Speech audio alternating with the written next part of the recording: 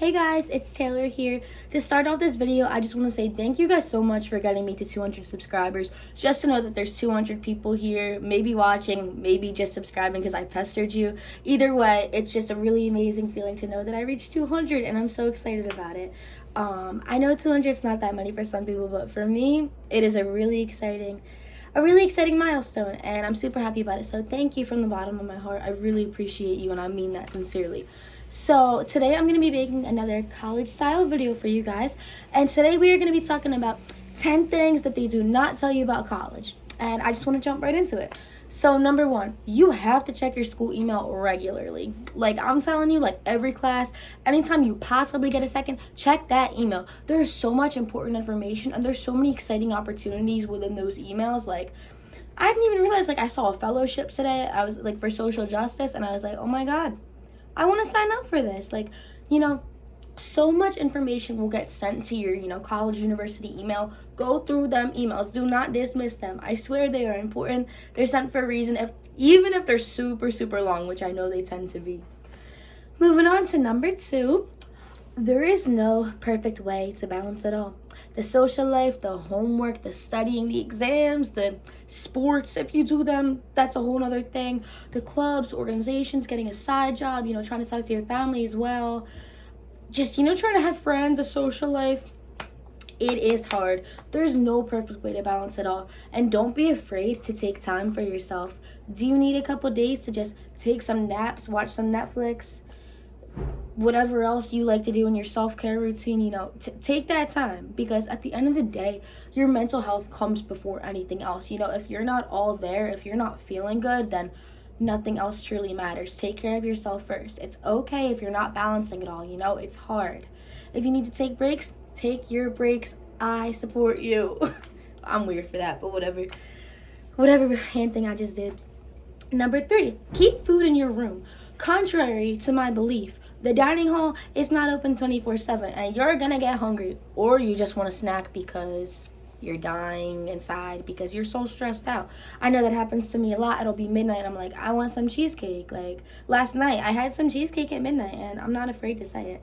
So definitely make sure you stock your fridge. Make sure you have your microwave. There's nothing wrong with a little midnight snack. Sometimes you need it. Let's see, number four.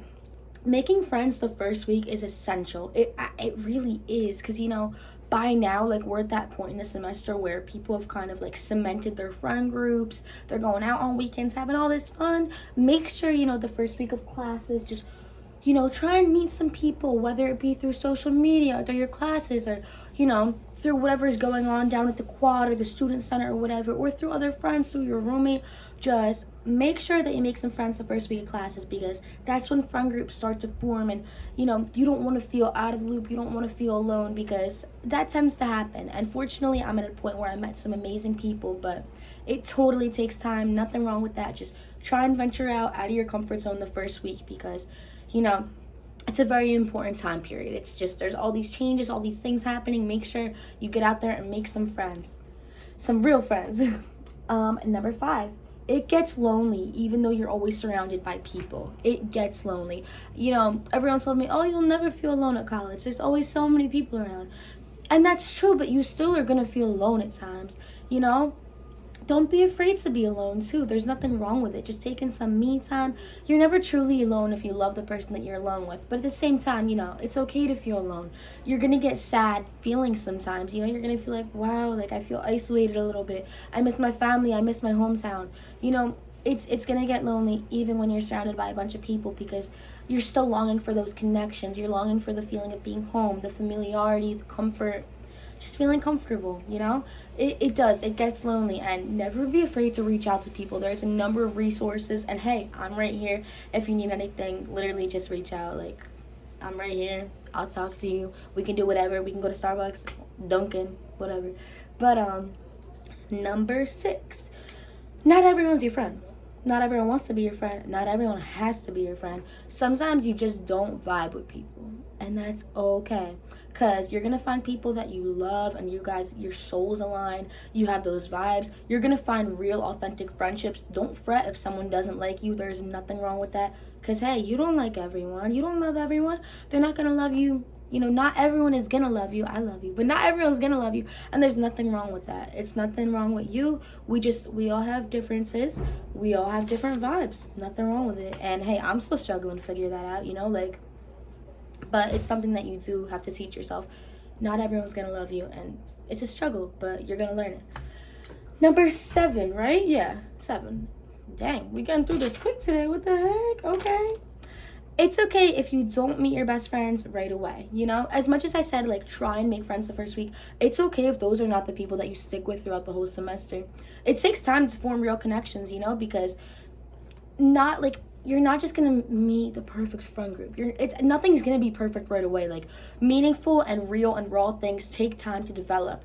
It's okay if you don't have, you know, best friends in the first couple of days, or maybe over time you realize, hey, like, I don't really know if these people are for me. There's nothing wrong with that. You know, venture out, make new friends. Real connections take time, but you will find them, I promise. Number 8, you're gonna miss your hometown. You're gonna miss high school, and there's nothing wrong with that. Don't feel ashamed of that. I miss high school. I miss Friday night football games. Why'd I say it like that? I miss being a cheerleader. I miss high school. I miss my teachers. I miss the students from my hometown. There's nothing wrong with that, and don't let anyone make you feel ashamed for that, you know?